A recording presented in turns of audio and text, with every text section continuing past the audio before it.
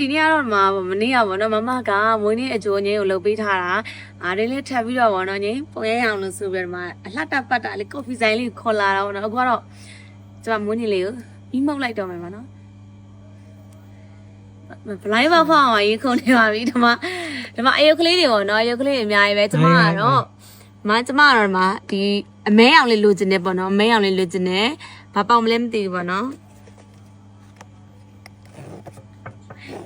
ရင်ခုန်နေပြီဝေါဒါအရင်လည်းမမလက်ဆောင်ပေးရပေါ့နော်ဒါတော့မကြည့်တော့ကက်ကဘာအောင်လဲမသိဘူးယူလိုက်လို့ရတယ်ကက်ကဘာလေးလဲမသိရင်ကြည့်ပါနော်ရှင်တို့ရင်ကြည့်လိုက်ပါနော်ဘာလေးရမလဲမသိဘူးအိုးဝါငါရင်ခုန်နေပြီဒီမှာချစ်စရာလေးနော်အညိုလေးချစ်စရာလေးဒီမှာပါအညိုလေးမျက်လုံးလှည့်လို့ရတယ်မျက်လုံးလှည့်လို့ရလားဒါမျက်လုံးလေးလှည့်လို့ရတယ်နော်ဒီမှာအိုးချစ်စရာလေး